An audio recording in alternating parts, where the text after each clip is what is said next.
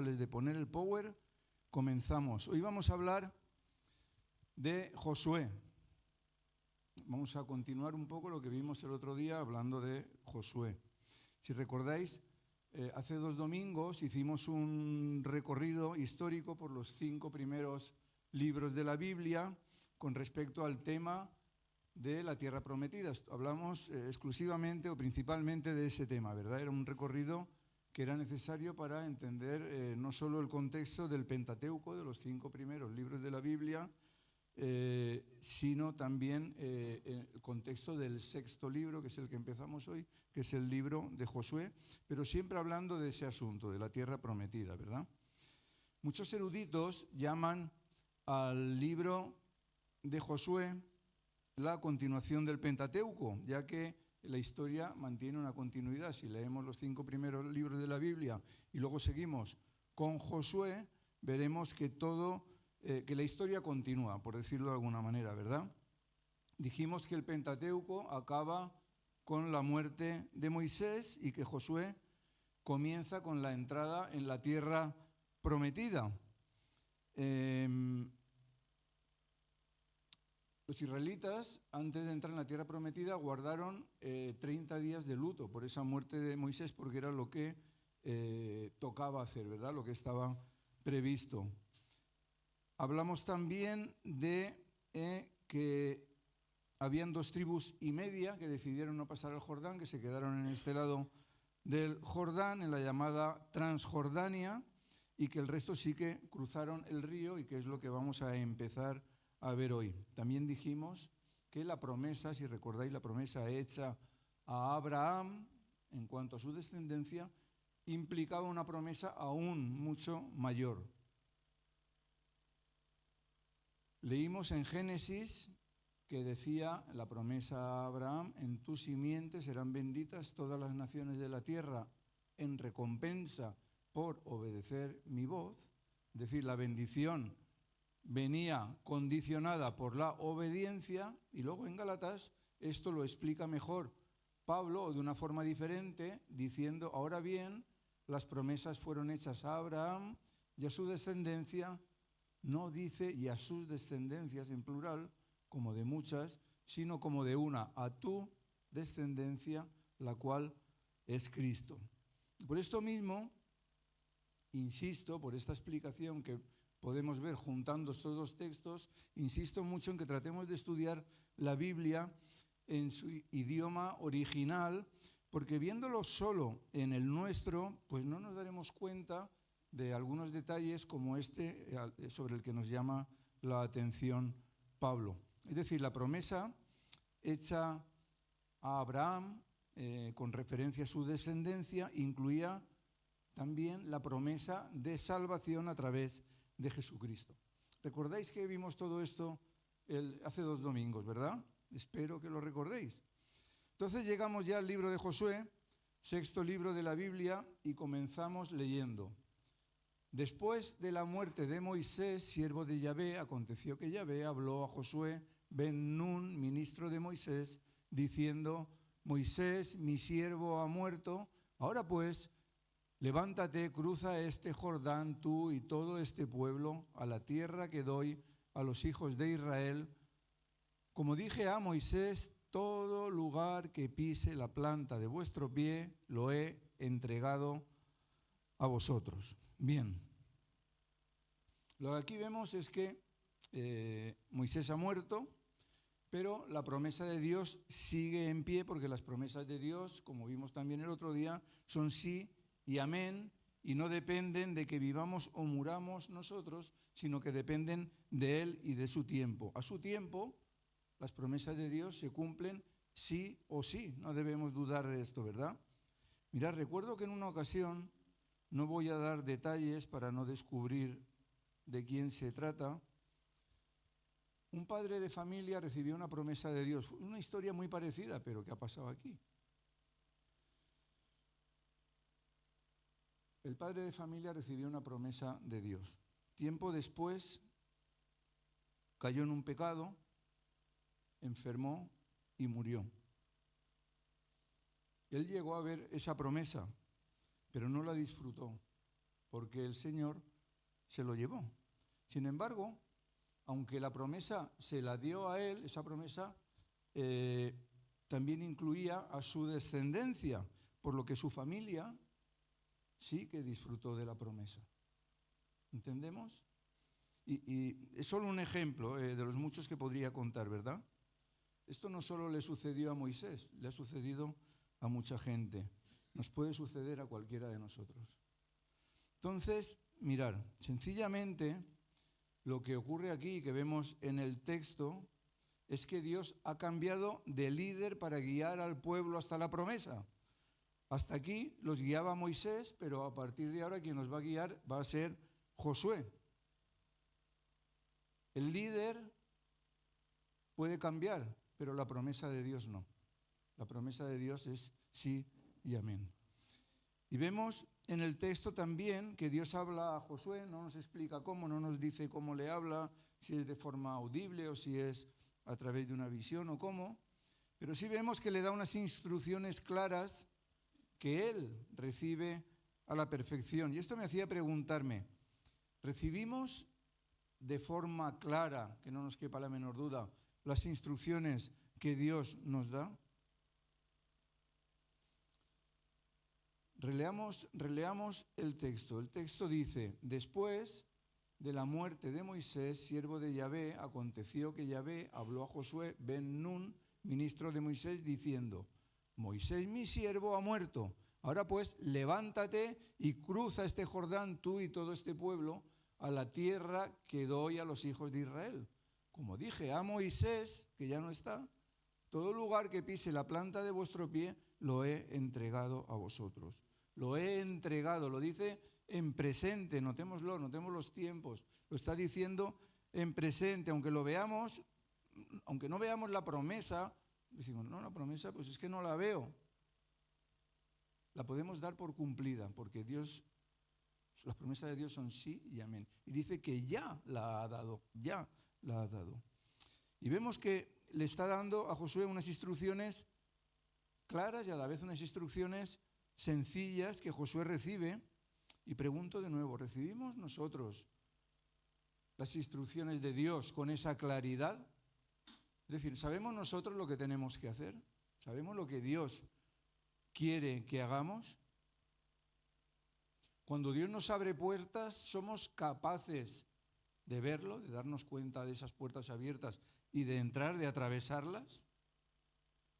Pensemos en ello mientras vemos algunos detalles más. Mirad, debemos de saber que el nombre de Josué aparece 26 veces a lo largo del Pentateuco, a lo largo de los 5 primeros libros de la Biblia. Aparece 26 veces y siempre al lado de Moisés. Y esto debemos de verlo como que fue Moisés mismo quien lo capacitó. Moisés mismo fue quien lo discipuló. Es decir, Josué no era alguien desconocido, Josué no era un neófito, sino que era alguien a quien Moisés había probado y a la vez él había mostrado su fidelidad.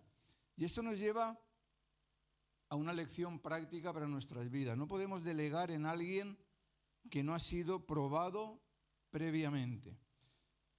No solo ha sido probado, sino que ha salido aprobado de la prueba que se le ha hecho. Aprendamos que el texto no nos llama solo a ser probados, sino que nos llama a ser probados y aprobados. Dice Pablo también, no un neófito que no sea que, lleno de orgullo, caiga en acusación del diablo. Mirad, la palabra nos insta a no delegar en neófitos. La palabra neófito significa aprendiz. Y es lógica esta recomendación, ¿verdad? Pensemos en una obra de construcción de un edificio. En esa obra hay peones, hay aprendices, hay oficiales de segunda, oficiales de primera, etcétera, etcétera. Entonces, al aprendiz, al neófito, no se le puede decir que haga la tarea del oficial de primera, ¿verdad? Estaríamos equivocándonos. No podemos decir a alguien que solo sabe conducir bicicletas que lleve un tráiler con remolque, ¿verdad? No se puede. Ahora, por otro lado, cuando a ese aprendiz ya se le ha enseñado, cuando ese aprendiz ya sabe hacer el trabajo del oficial de primera, entonces es señal de que ha dejado de ser aprendiz, de que ha dejado de ser un neófito, que es como le llama la Biblia, y entonces ya puede desempeñar esa tarea de oficial. Mira, además, la Biblia nos enseña que a un neófito no se le pueden dar cargos que no le corresponden, porque corre, como vemos en el texto de la pantalla, corre el riesgo de enorgullecerse, como le ocurrió al diablo, y de ahí que no se le dan cargos, podríamos decir de nuevo que no le corresponden por dos motivos principales. El primero, porque no está preparado, y el segundo es para librarle de tentaciones. Y esto nos lleva de nuevo a Josué. Él no era un neófito, desde luego, sino que había sido formado, había sido probado y aprobado por Moisés, y de ahí que Moisés le diese siempre grandes responsabilidades como las de capitanear al ejército de Israel. Y de ahí que podamos decir también que Dios no se estaba arriesgando al poner a Josué en el lugar de Moisés, no se estaba arriesgando poniendo, podríamos decir, a un neófito como líder, sino que lo estuvo capacitando y probando 40 años en los que Josué mostró una fidelidad total a Dios. Mirad porque esto no es casualidad. Moisés fue formado, ¿recordáis dónde? En el desierto de Madián, ¿verdad? ¿Por cuánto tiempo? Por 40 años. Moisés fue formado en el desierto de Madián por 40 años. Y Josué fue formado en el desierto de Sinaí también por 40 años. No es casualidad. Necesitamos formar a los líderes. Necesitamos probar y aprobar a los líderes. No un neófito, dice el Señor. Aquí tenemos en estas citas también que sean de buen testimonio, llenos del Espíritu y de sabiduría, a quienes encarguemos esta función. Eso lo tenemos en Hechos. Y Pablo a Timoteo le dice, estos también sean probados primero. Y entonces, una vez se les ha probado, sirvan como diáconos siendo irreprochables. Sirvan como diáconos siendo irreprochables. Mirad, todos conocemos las características que el Señor nos pide para servir y que tenemos aquí, ¿verdad? Creyentes, de buen testimonio, llenos del Espíritu Santo y de sabiduría. Pero no solo eso, sino que además de tener esas características, hayan sido probados primero y hayan salido de esa prueba aprobados. También dice irreprochables, que no se les pueda reprochar nada. Porque mirad, de una prueba se puede salir aprobado o suspenso, ¿verdad? Algunos os habéis examinado hace poco del carnet, de ahí se puede salir.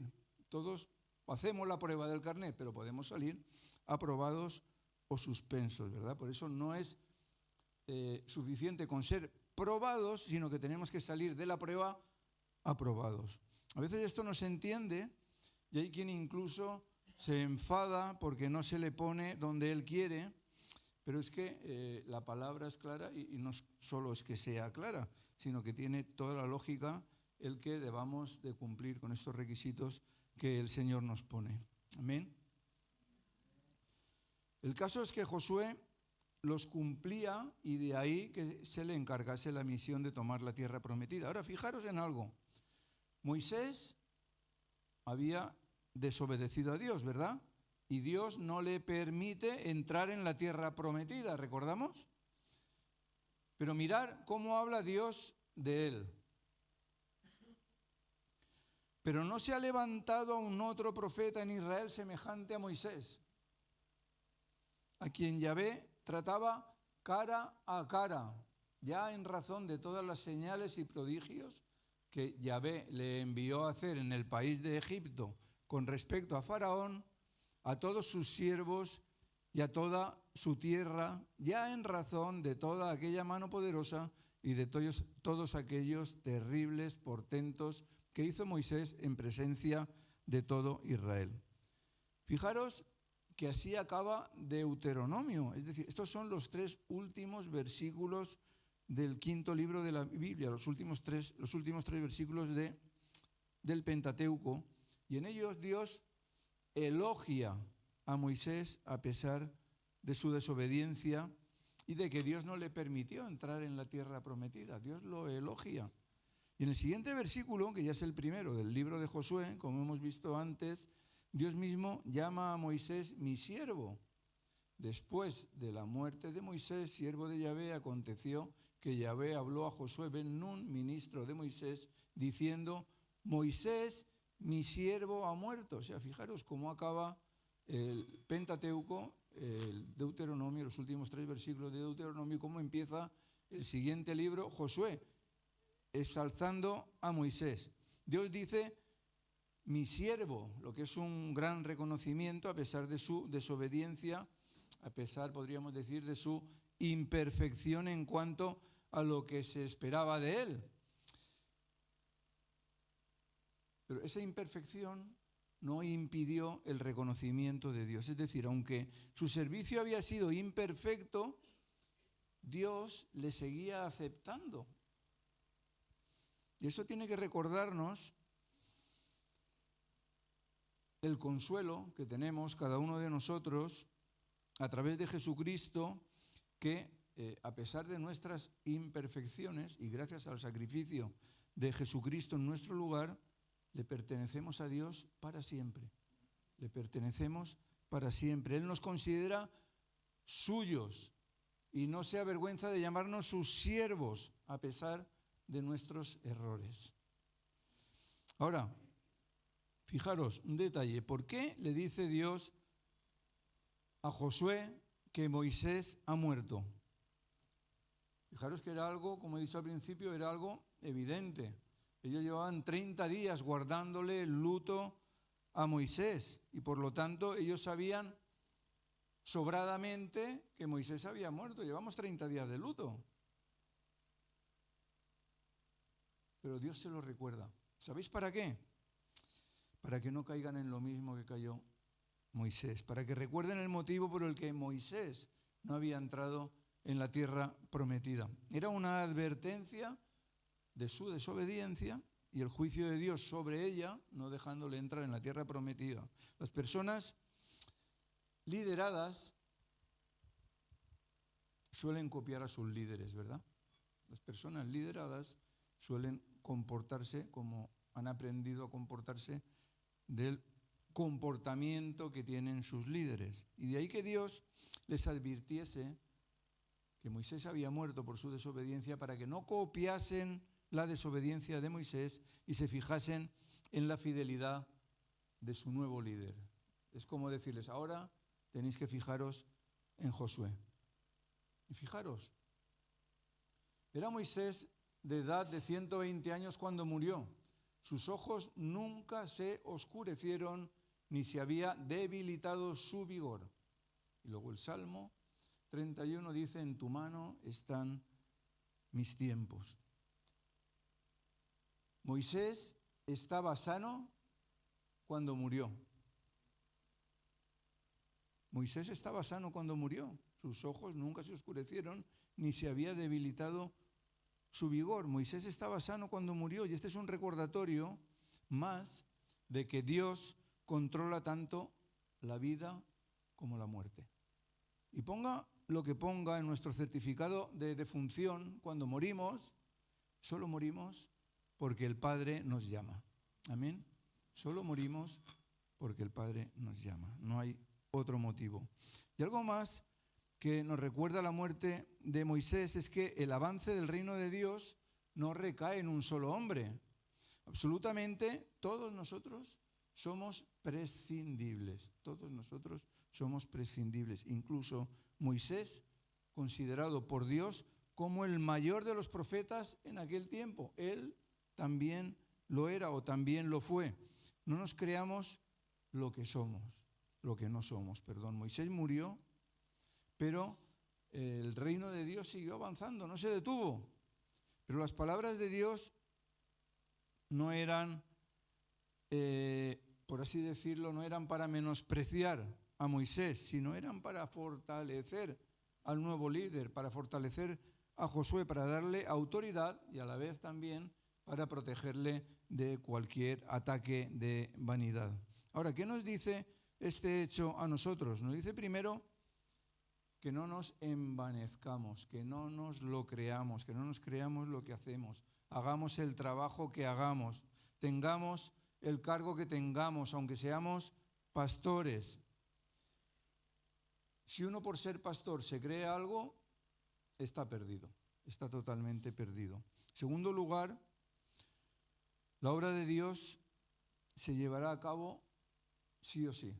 La obra de Dios se llevará a cabo con nosotros o sin nosotros. Entonces no nos creamos imprescindibles. Y fijaros en la profundidad del castigo a Moisés por su desobediencia. Moisés no pudo entrar en la tierra prometida, eso lo sabemos, no pudo entrar. Pero desde donde estaba la veía, ¿verdad? Sin embargo, Dios solo le permitió verla. A lo mejor podía haberle permitido ver cómo entraba su pueblo, cómo cruzaba el Jordán, ¿verdad? Pero no se lo permitió. No le permitió ver desde allí cómo entraba en la tierra prometida su pueblo. ¿Sabéis por qué? Porque el pueblo no podía entrar hasta que desapareciese el último obstáculo que simbolizaba la desobediencia de su pueblo. Por eso Moisés murió antes de poder verlo. El caso es que al morir Moisés, desapareció ese último obstáculo para que el pueblo de Israel entrase en la tierra prometida y comienzan con esa entrada, ¿verdad? Después de la muerte de Moisés, siervo de Yahvé, aconteció que Yahvé habló a Josué ben Nun, ministro de Moisés, diciendo: Moisés, mi siervo, ha muerto. Ahora pues, levántate, cruza este Jordán, tú y todo este pueblo, a la tierra que doy a los hijos de Israel. Como dije a Moisés, todo lugar que pise la planta de vuestro pie, lo he entregado a vosotros. Ese ahora pues, que es subrayado para que lo entendamos bien, es como el pistoletazo de salida para cumplir con la misión. Ahora pues, que ya no hay obstáculos, podríamos decir, ahora pues que ya no hay obstáculos, levántate y disponte a hacer lo que te he mandado. Me preguntaba, ¿cuántas veces el Señor nos dice, levántate, o nos dice, ya es el tiempo, y nos quedamos quietos? ¿Cuántas veces el Señor nos dice, es tiempo de servir, o ponte en movimiento, pero nos quedamos quietos, esperando una nueva palabra, o una palabra, unas instrucciones diferentes?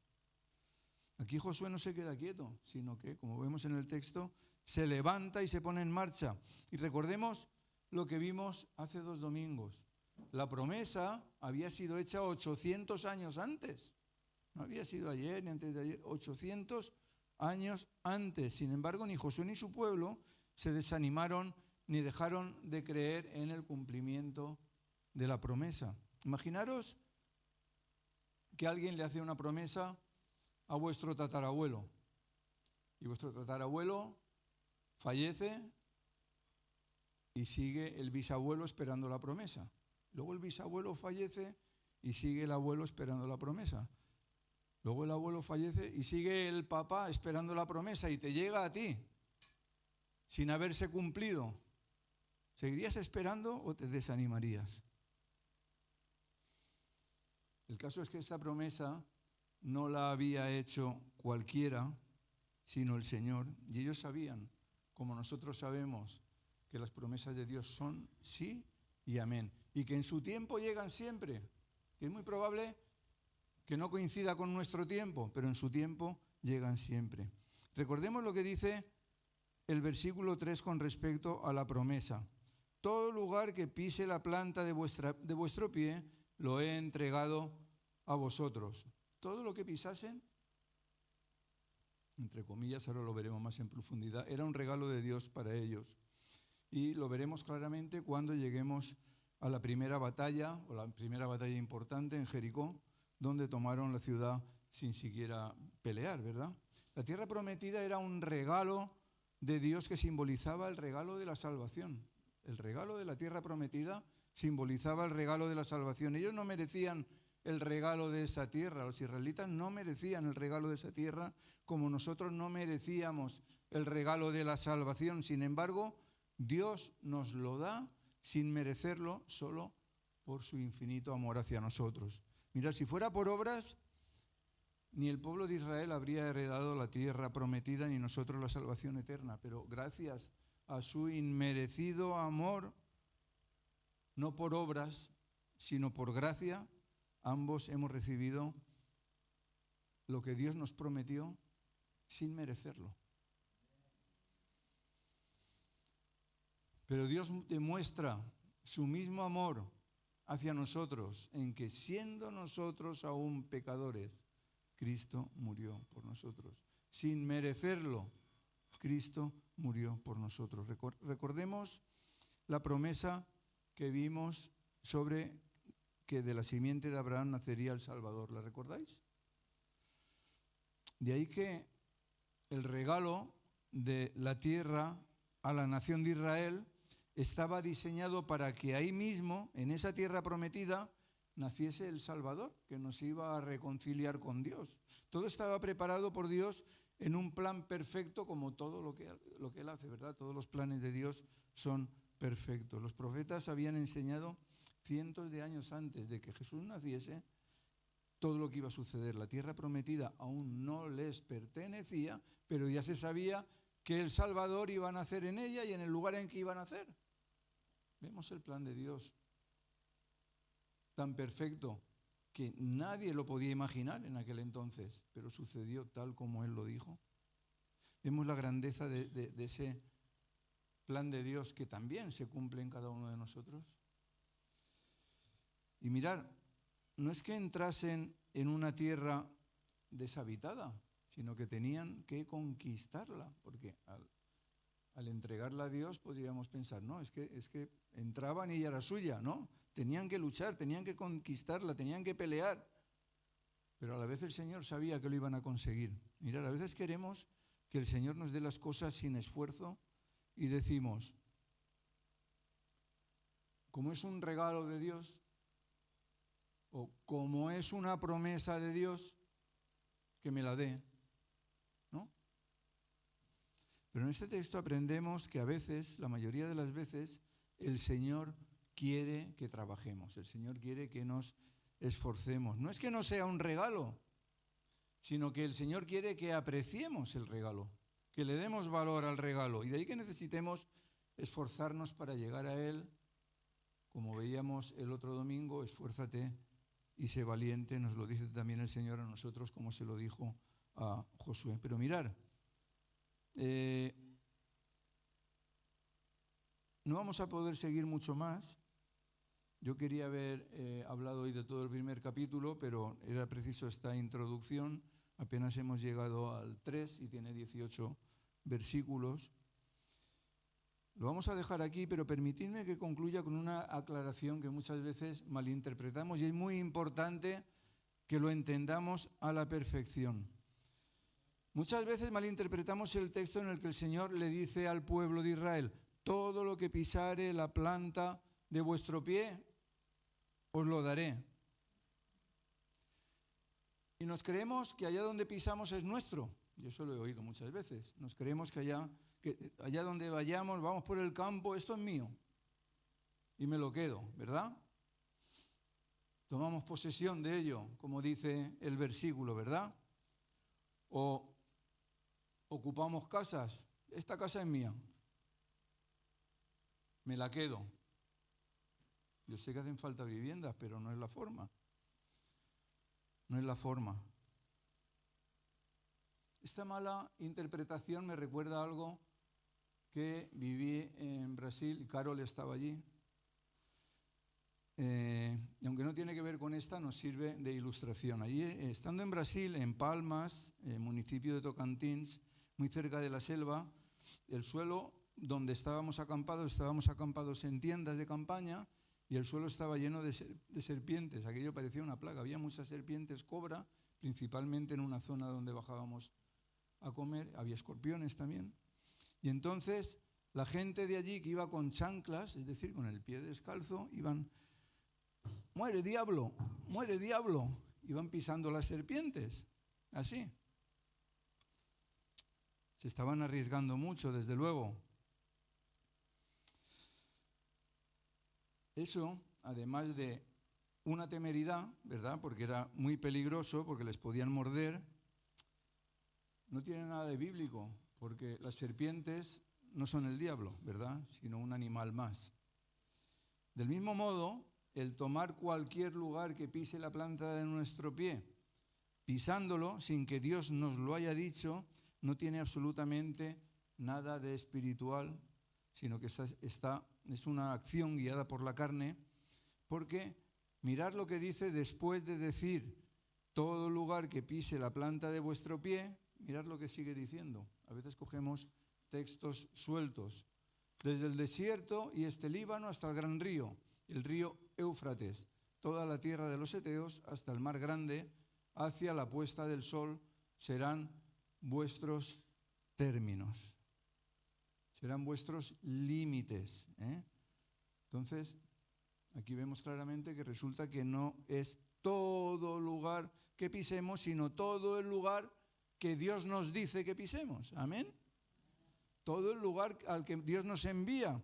Pero debemos saber además que estos límites no son nuevos. Dios ya los había dado a través de todo el Pentateuco. Ahora lo explico más fácilmente con el mapa. Tanto en Génesis con Abraham como en Éxodo, Números y Deuteronomio con Moisés, Dios recuerda esos límites que son los mismos, exactamente los mismos, aunque lo dice con diferentes palabras, que le está dando ahora a Josué. A lo largo del Pentateuco, Dios le había dado ya la promesa a Abraham, a Isaac, a Jacob, a Moisés, y ahora la misma se la da a Josué, insisto que con otras palabras, pero marcan el mismo territorio. Esos límites descritos en diferentes pasajes son, por ejemplo, en uno dice, desde el río de Egipto hasta el río grande, el río Éufrates, tierra del Kenita, del Ceneceo, del Cadmoneo, del Eteo, del Fereceo, del Refaíta, del Amorreo, del Cananeo, del Gergeseo y del Jebuseo. Menudos nombres, ¿no? Esto ya se lo dijo a Abraham hace 800 años. Hace 800 años ya se lo dio con límites.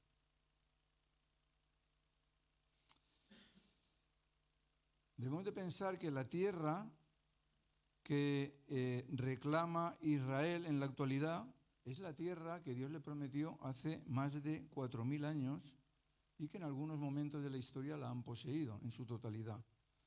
Más adelante le vuelve a decir a Moisés, todo lugar que pise la planta de vuestro pie será vuestro, desde el desierto y el Líbano y desde el río Éufrates hasta el mar occidental, será vuestra frontera.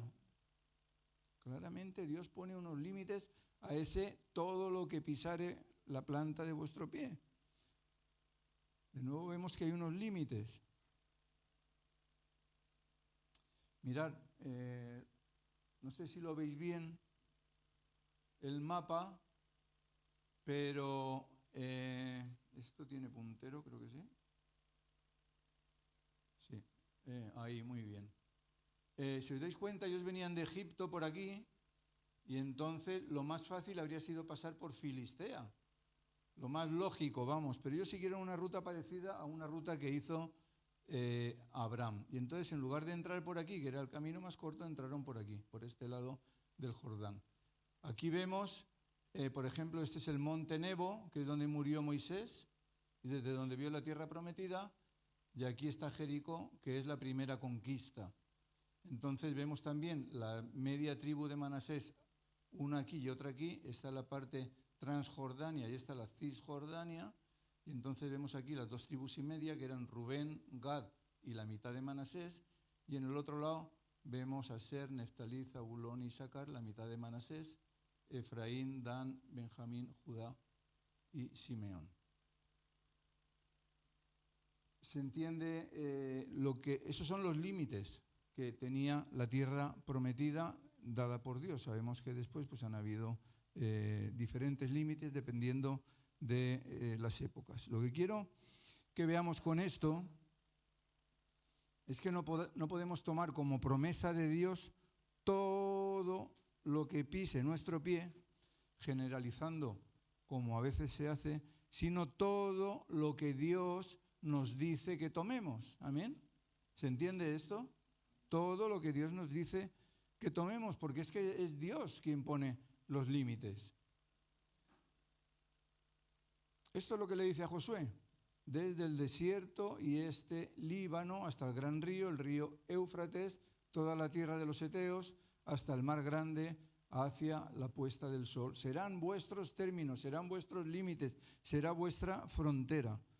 Del mismo modo que Dios puso límites en la conquista del pueblo de Israel, a cada uno de nosotros también nos pone límites, y esos límites son para cumplirlos. Son para cumplirlos, en primer lugar, para no salirnos de ellos, porque no podemos salirnos de los límites marcados por Dios. Y en segundo lugar, para llegar hasta el fin del lugar que Dios nos ha dicho que conquistemos. No podemos quedarnos a mitad de todo eso. Tenemos que llegar al final del lugar que Dios nos ha dicho que conquistemos. Porque ¿sabéis qué? Y esto es muy importante. Todos queremos protección de Dios, ¿verdad? Todos queremos protección de Dios. Amén. Pues la protección de Dios está enmarcada dentro de los límites que Él nos pone. La protección de Dios está enmarcada dentro de los límites que Él nos pone. Conquistemos los límites que Dios nos ha marcado y no nos salgamos de ellos. Amén. Porque es que dentro de esos límites, dentro de los límites de Dios, es donde debemos de permanecer siempre. Busquemos la dirección de Dios.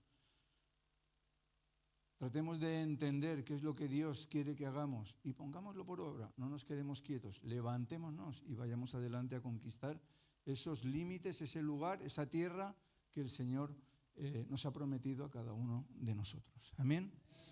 Vamos a orar. Señor, te damos muchas gracias por tu palabra.